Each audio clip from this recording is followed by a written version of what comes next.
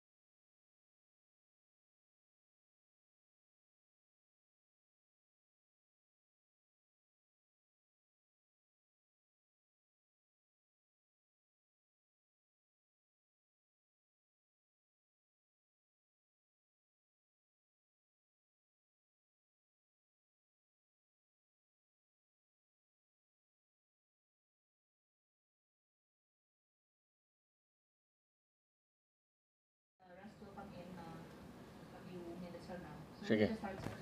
So, okay, start kita. Opening statement ng aton team upod sa GSO, si Joren Sartorio, upod sa kay Attorney Kit Magsiko, nagkadto dito sa Manila, sa warehouse ng Swilig para malantaw sa mga vaccines, no? Iya pa siyang Astra ba lang nga binakal naton because nagsulat kita sa IATF nga gusto ta i-rescind ang aton nga contract, ginbalusan kita sa IATF nga hindi na kita maka-rescind. So gintan-aw to for possible acceptance, no. Way pa sila ka-report sa akon sa mga adlaw. Anyway, maistoryahan na mo na karon. Second, ginpabaluman ko ni Joren nga may ara na gali nga arrangement sa IATF nga ang mga vaccines ta nga nag-expire kay may mga Moderna kita kag Pfizer nga mga vaccines nga manog-expire, isla nila para nga sige-sige di aton nga bakuna, no. Ako ya nagpa second booster na ko gani isang Thursday kay manog-expire ng aton nga mga vaccines. Kay open na ni para sa mga senior citizens, ang mga immunocompromised kag sa mga healthcare workers. So very important nga ang ini nga mga data mapadalagin naton nga pabalo sa tanan para ang mga senior citizens naton kag immunocompromised maka ano sila, no, maka second booster na sila kay dako gini nga mabulig man sa ila. So okay, I'm ready for questions. Musta? Mga after 2 years nakabalik sa support. Mayor, ano kadamo ang aton manog-expire nga vaccines and ano nga brands ng vaccines na ila nga i-replace sa mga manog-expire na ila? Ang mga manog-expire nga vaccines, wider English tahan sa akong subong, pero may ara kita nga Moderna nga nag-expire na bala mo.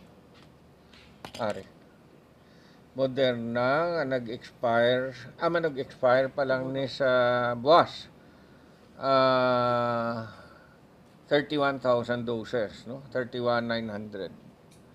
Tapos ang Pfizer nga manog-expire man sa June 20 nga 3,936. May Pfizer man nga nag-expire na sa May nga 15,000. ang ini ko no isla nila tanan. Pwede kayo mga ano, if ano ang mga reasons na ang manong-expire o ay ka sila na-consume before sa ilang target na expiration? Well, ang aton nga vaccination rate is 128%, no. Nagsubra na kita vaccination, no. At the same time, ang second dose sa booster ginatugot pa lang sa senior citizens kag sa mga immunocompromised kag mga healthcare workers, no. Hindi pa open sa tanan, like kung di ka pa senior citizen, di ka pa ka second booster. At the same time, ang boosters ta hindi damo gid. Kay ang booster ta kita pinakataas sa Western Visayas pero daw 40% lang kita. So we're not 100%. Ano ang so probably mayor because of the long availment sa booster dose could be na ay maubos gamit ka Yes. So ano mga strategy natin mayor to encourage more na mag-avail sa ilang first booster? Given nga over 100% ang aton nga fully vaccinated and yet around 40% lang ang aton nga booster. Well, ang ginaobrata, I think among all the other LGUs, we are the most successful kay kita pinakataas sa booster rates, no? Although malubo man Japon. Ang ginaobrata, ginpapusta na ang booster. Amo na nga ara na ni subong sa health center. Hindi ka na hinalan magsakay. Lakat-lakat ka na lang, ara ka na da sa district health center sa Molo, nabutang nilabla sa plaza, sa Molo, no? Sa duwa naton ka district health center sa Haro, diri sa Esperanza, diri sa Duran, no, sa Mandurriao, kadto ka na lang dira and you get the vaccine of your choice. Tigaling, this is not happening only here. This is a universal thing, no, even in the United States and the other developed countries, ang booster hindi na. Gina-entertain mayor sa city ang paghatag ng incentive para ma-encourage pag ginaiba ng mag-booster? I do not really know how we can incentivize that, no. Nabasahan ko nga ang Negros do gusto nila i-incentivize kay siya dugid kalubo sa ila booster rate, no. Pero hindi ko kabalo kung ano nga incentive sa ihatag nila. Ginalitaw naman mayor ang possibility na Well, siguro okay man na, no. Ang mapabooster kisan ni ni Roland. We will look into that, no, because we really want to give more protection. Unfortunately, kahinaygid sa mga boosters natin. Additional question lang regarding sa booster shots, Mayor. Ang given nga available na siya sa atin ng mga district health centers, are we also open to the idea nga ibalik ang atin ng mga mega vaccination sites? Hindi na magbalik sa mega vaccination sites kay jutay na gid lang kakadto. Ang report sa isa ka adlaw surod ako nagid 400. Ang 400 na muna na ang lain-lain nga mga may mga boosters na may kabataan. 400 total. Sang una ga 2,000 ta sa isa lang ka site, no. 3,000 sa isa ka site. 400 dako na sa isa ka adlaw. Nadala na ko da sa isa ka 400, but ginpang tawagan ko na to ganing mga friends ko kay ti isling ko man nag-expire na ning Moderna way ko kabalo nga Islan Manila gali. Kay ti sige gini, no, dapat ang diriya sa City Hall nga mga empleyado kalabanan diriya naka-booster na gid. Pero ti ang mga senior citizens dapat may second dose pa sila. Wala kita mayor nag-entertain sa possibility nga ihatag na lang ina sa iban nga gusto magpa-booster kaya kanugon man ako mag-expire. Ang ini amo na ang naistorya sa paglakat nila to sa Swilig upod sa Astra nga ang manog expired na ni or expired na nga mga vaccines ibalik na sa IATF kambyuhan nila sa mga vaccines. Pero hindi na pwede nga ma-open diri sa Iloilo nga sa mga taga-city pala nga hindi iya nadala sa booster priority sa booster. Di ang balaan mo man sa aton sa IATF no mga soldado last step 1, step 2 o na lang anay ang mga seniors tapos ang mga immunocompromised, ang healthcare workers no 1, 2, 1, 2 amo na bala. Di kay way ka pa nadalada sa 3, 4 kayo mo. Di ngakig naman na sila kung hindi to magsunod sa ila eh. Kung ako yata ni gusto ko, buyan na lang ni sa tanan, di ba? Anong diferensya? Kung iguon ka nga, way ka na proteksyon, di patay ka man Japon. Mayor, what about sa mga barangay-based household vaccinations? Are we open to returning to that para to make it closer to the people na Amo na, barangay-based na ta. Like ang aton nga district health center diri sa Duran, that is in Barangay Duran, that is the center of that area, no? Ang General Yudes, ang Veterans Village, Concepcion, Duran, Santo Rosario Duran, Zamora. So tananda makalakat lang, no, sikad ka lang, kadto ka na to. Ang sa Esperanza para naman adira sa mga Palapala 1, Tansa Limawa, 1, 2, Infante, Mabolo Delgado. So mapos na para sa tao, but anon ta kung di ba, you can bring the camel to the water but you cannot make it drink. Other topic naman, Mayor. Regarding sa aton ng mga aton mga bike, mga cycling din sa city, no, bago na nakatapos mag World Bike Day isang last week. Pero may proposal ang PSTMO nga ordinansa nga ipinalize ang mga bikers nga gapatunga sa mga dalan. Pero ang problem dira, Mayor, is that ang problema natin dira, Mayor, is that kulang pa aton nga mga cycling infrastructures diri sa city. Pag ang ako man as a biker pakadto day nagudlayan man ko actually magkadto kay wala pa bike lane halin sa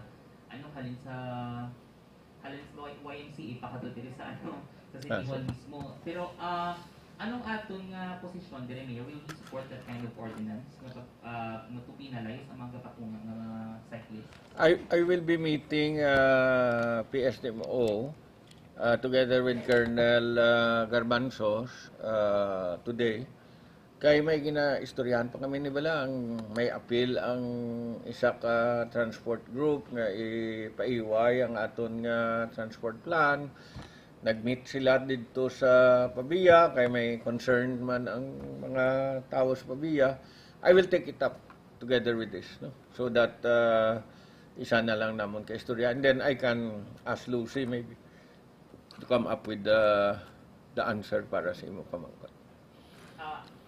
Regarding naman, Mayor, sa LPTRT naton, no? Ano ang posisyon naton? Will we be continuing with the LPTRT or in the implementation of the LPTRT? Or are we looking to suspend its implementation for the meantime, given na our public transportation coming from the province of Iloilo is both a source of tourism and of course most of the workers are also coming from outside the city? Ang ako niya, of course, I will sit down with them because gusto ko man mabalaan kung ano gid ang sitwasyon. But kung ako yung magkuton, I think we should just proceed with the implementation, no? And then see if there are problems, because if there are really problems, then we can immediately resolve. Kung ang problems are to the extent nga daw hindi gid ma-resolve, then we suspend, no? But we will never know until we implement it. Do priyas lang na balaga panglawiyag ka. Ti kadamo sa mga rason nga ti base hindi kita mag-ayuhay, base hindi man kita mag-intindihan ay testingan ta. Di ba? May break naman kita sa ano no sa aton nga COVID-19. Any updates on sa aton nga mga eskwelahan, both in the basic education and tertiary education nga ga plano na mga mag face to face within this year? You know, sang Saturday, na-meet ko bala si Kevin Tan kay ari siya di sa isa ka event, no? And I was also invited to give the welcome message. Ang siling ni Kevin Tan, among their locations, daw kanami ko no sang Iloilo because 90% na sang mga BPO ara na ya sa ila opisina, face-to-face na. Unlike in the NCR, nga daw 50% pa lang kuno ang sa NCR, no? Ang iban less. Gamat-amat na di kadto ang mga eskwelahan and ginaaprubahan namon ang tanan nga naga-request for face-to-face, no? Aprubahan ko na kadto kay Dr. Roland Fortuna para makitaan kung ano mga protocols nila and then we approve all of them. We have never denied a request for a face-to-face. And balaan ko gani, ang akong apo gani, masulod na sa nursery. Dulong ko siya gani ito sa eskwelahan sa July something. So, kasugod na, no? And I am really worried because I have been an advocate for better education para sa aton sa elementary kag high school, and the level of education before the pandemic was not so good. How much more subong modules kinaansirahan ni nanay ang online ganong bata bla kung online di mo gani mapapungko sa silya nga face to face, online pa. So we really have to go back to face-to-face. There are reports nga grade 1 ako no, hindi pa gani kabalo magbasa.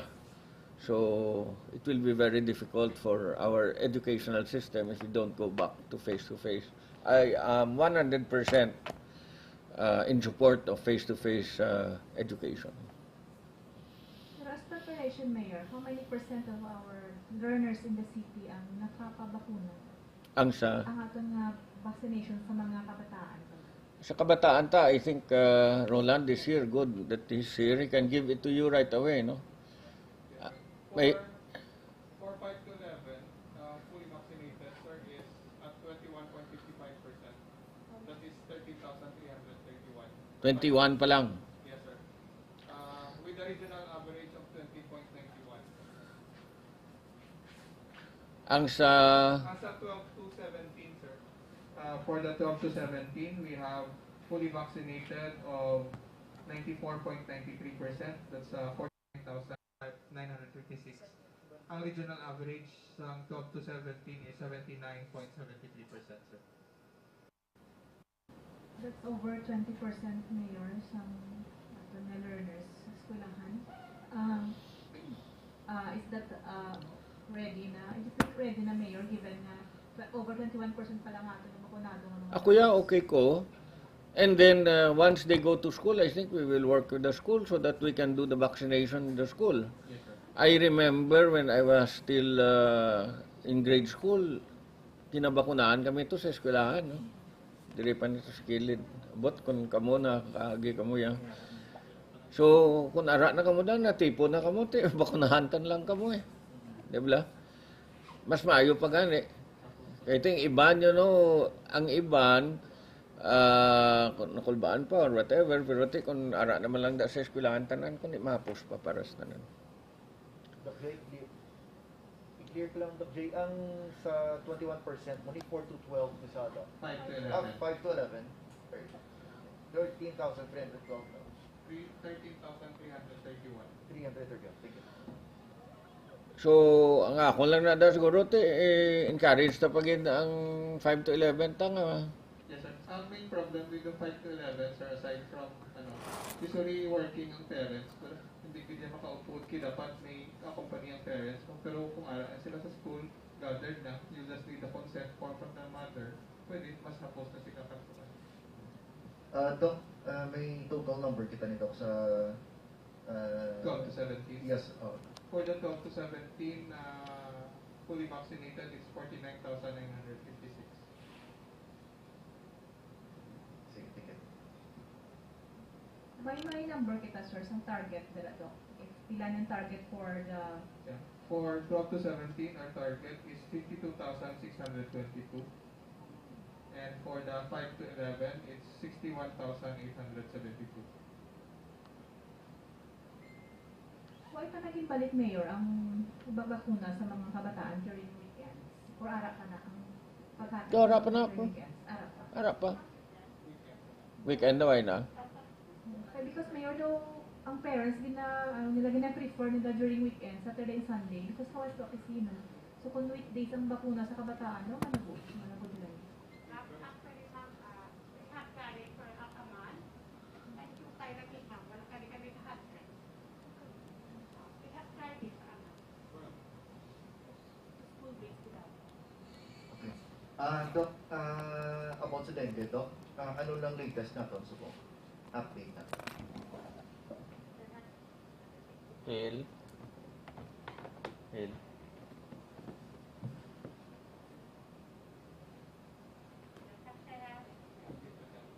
Sige. I-pa-schedule ko lang, patawag ko lang sila Carlo si Imo siguro. Carlo akong nga assistant para nga ma-schedule ta. That's mine. Sige.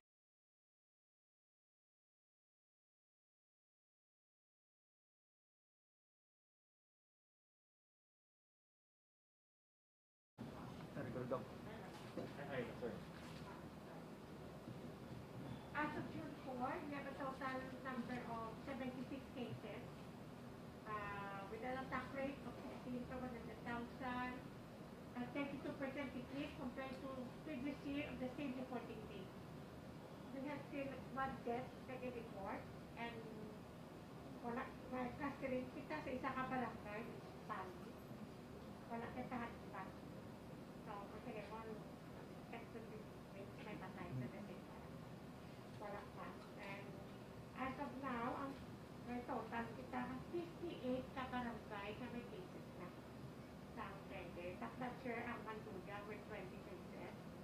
Haru 2, that is from Takas to Tampa, 17. Lapas, 13. Haro 1, 17 sir. Arevalo 7. Lapu 6. Tansa 4. Santon Salvo 3. And Moro. Sa una Moro, pinakatawag sa Bumantuga. Based sa graph, na ako din siya ho, na ginabasihan namin, in which where you can see the epidemic curve at elected code. Nang as of this week, mag-book kita sir, wala na kita sa elected code. But we still have to do the double time sa ako na campaign sa daycare sa ako. Unfortunately, kasaka siya, but hopefully gamay-gamay lang siya. Actually, sabi, pero makik-82 siya, 84. Kaso ang 8 pa case and verify na namon, so hindi sila dito. So naging 76 lang siya. Doc, may arab lang kung isa sa mga problem nga late ang hatag sa data. Di ba gahanin sa hospital, ang sa mga data, yung sa suspected pa lang siya, and then gaabot ang time nga hindi galit man siya dengue, paano ka na ma-address ang mga Kaya problem? ang nag-test na naman sa kinika-monitor kami with before, but ang maakot ang data tamon, amon kakasimata. So what it is, ang pinili na siya nakatong tama-tama sa support.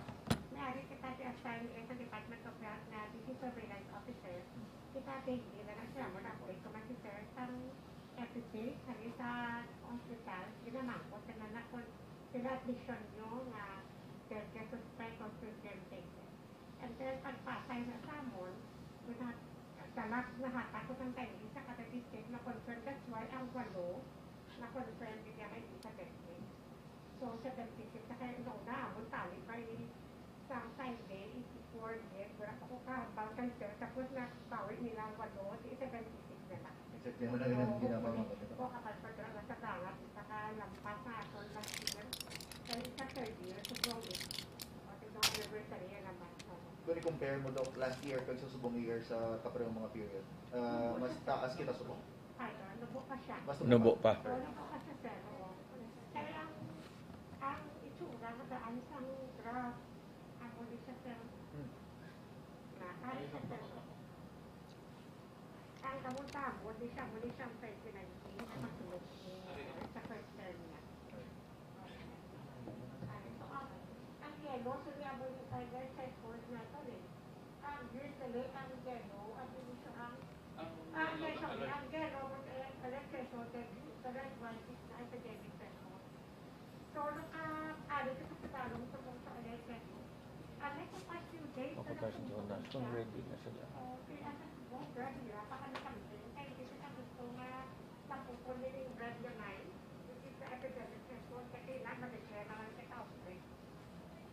Doon may sabon, pati siya, hopefully, we're continuing to bring like that na lang ako to the end of the year. However, that should not give us a false sensitivity because there are 40 years ito lang na it's a 40 years siya nagtakas. It's a 40 years siya nagtakas. It's a third year. 2012 mataas, 2,191. 2013, 14, and 15 nagnubo kasi ka-4th year na nagtaas. Tapos sa 2017, 18, sa 2019, that's third year, nagtaas siya. Subong pag third year na naman subong. Nanubo pa siya. So what sets us this year apart sa kaibigan? At sunod si Ganiter, nagsunod ang mga pang-innovation unlike sa bird years ago. Siyempre nag-time pa kasi na po yung time. Wala siya sa lahat ng time ang may missing team. So wala na ito. Tapos sa iya sa time ang bira-bira, hindi bakal sa mga larvicide, adulticide, tapos sigsig, hindi camping. So, hindi tayo sa nagbigat na kasi siyempre naturally, ma-suppress yung damay kung pagkalit taas ang damay. Actually, taas ay. Pag 11, 25 or 30, tanwala, masulod ka dito ng balon, mahara na sila sa buwan. Ano mga utak na kundi? Ha? Lalo na nagulatuan. And then, ano na siya, ang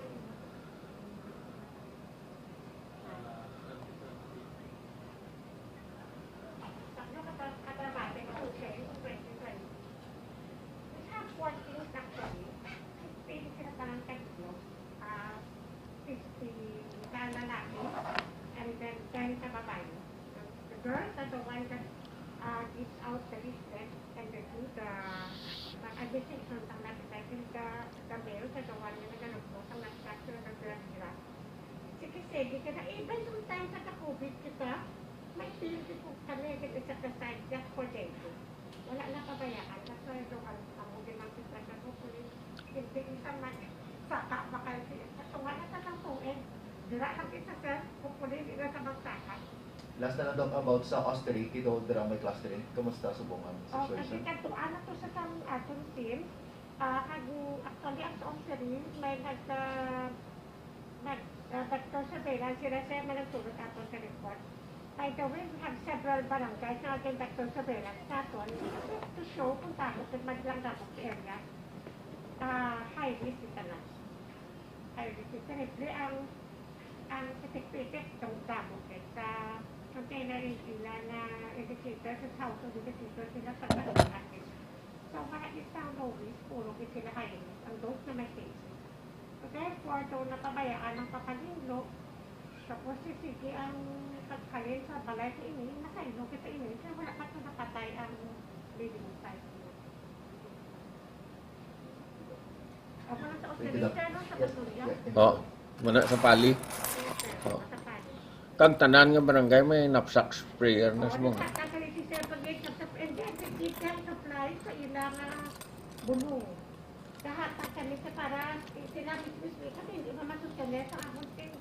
So sila mismo, sila yung individual sa spray. Samtang sa today, sir, nag-doon kita sa CC-wide na tinakay. O, sige na ka. Dako bulig sang knapsack sprayer kay ti ara na sa ilada mo. Pardon, ha? Same period as previous.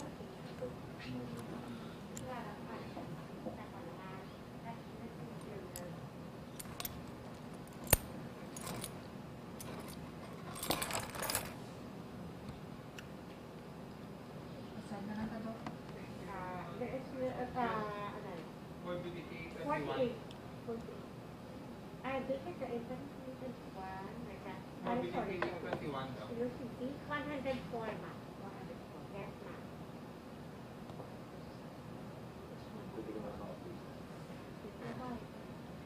Dok, possible kami ka mga isang date. The report, yes. Yes. Pwede naman ma-email give the email Kaya kami address na specific. natin. We can give you actually weekly. Alright, You thank you. want, Thank you, okay? please. Thank you, Yes, Doc. po. Alright. Para at least may ma-monitor nyo man ang license report, yes? Salamat, Dok. Sure. Ano sa akin na po? Yes, Doc. Mayor, going back. Mm.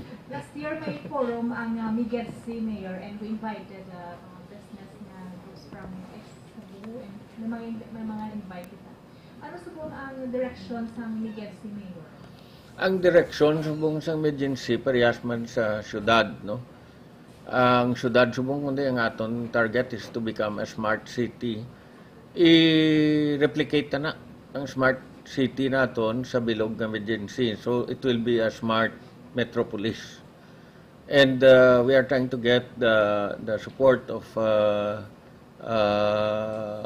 DTI, DICT, kag sang DOST para nga makabulig sa iban man naton nga mga LGUs.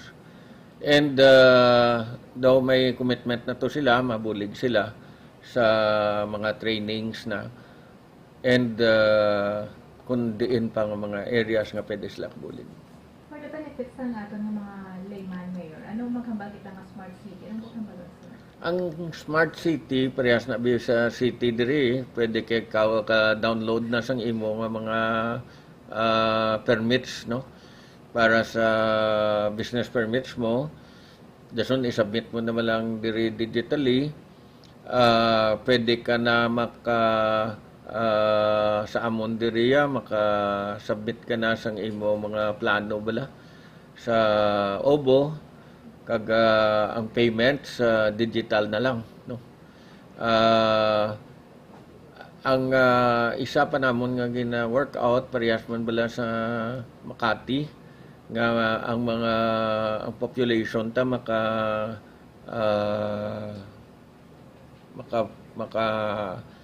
text man kag makalabot man sa aton sa city para mas mapos ang governance na naton. So digital siya. Do digital na. Nakamonitor ko to, Mayor, isa sa mga gintakal dito about sa investments on logistics and the supply chain. Daw, isa ina sa mga opportunities nga daw dako gid ang pwede nga ma-explore sa members of this. Sana lang. Sige. About sa potential bala, Mayor, or mga opportunities nga available, Mayor, isa sa mga gintakal dito about sa logistics and supply chain. Logistics, no, and supply chain. Amo na ang aton da nga ginatulod gid subong is really the entry of ICTSI diri sa aton sa international port, no. May nag-report kay na diri si Belma nga halin sa Manila pakadto diri ang isa ka container ang bayran mo is 180,000.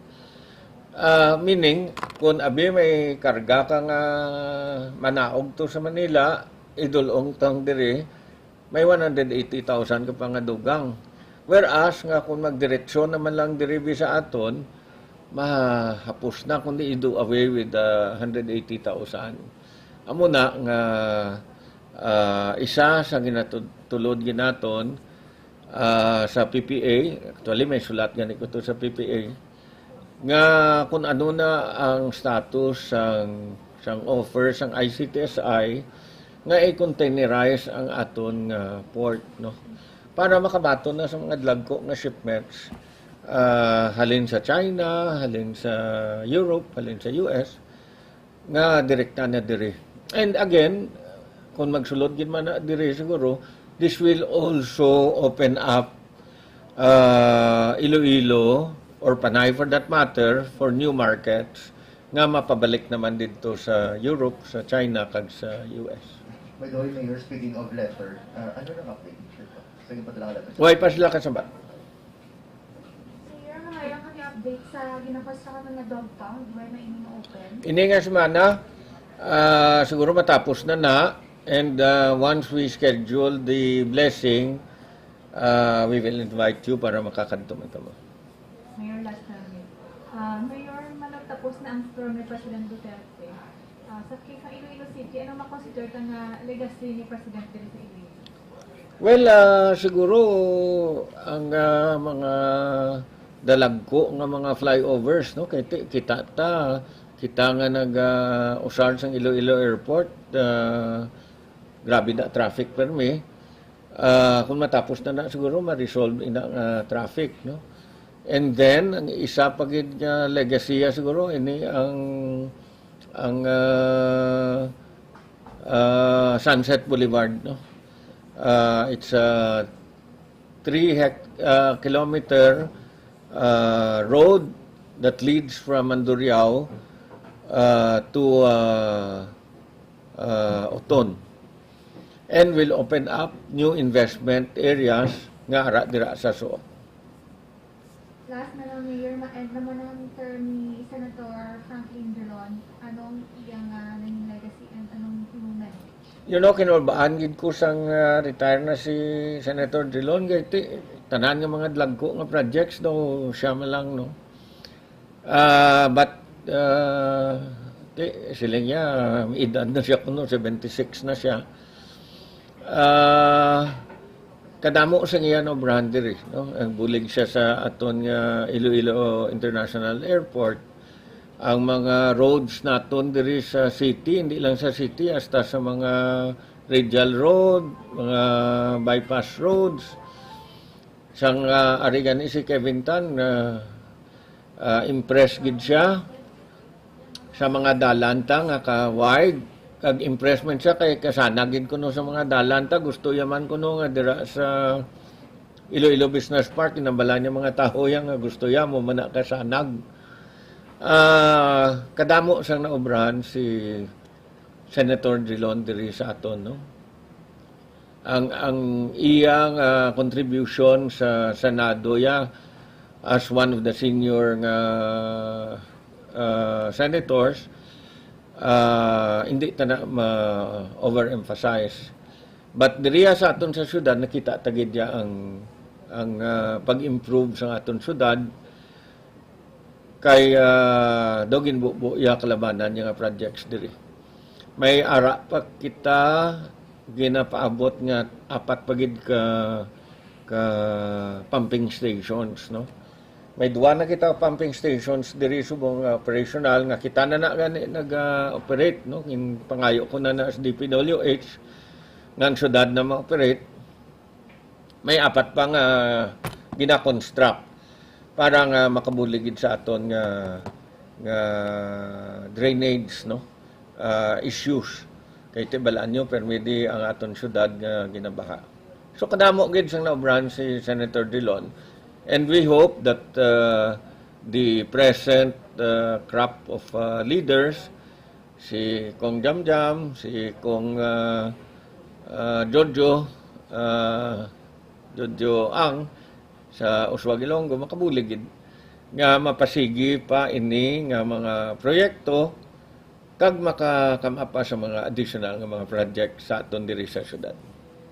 Pinakalas pa lang kita yung question. Given nga ma-retire na si Senator Drilon, have any of the incoming senators or the winning re-electionists have they made any commitments to continue what he started there sa syudad? Si Senator Mig Subiri, no, nagapasalig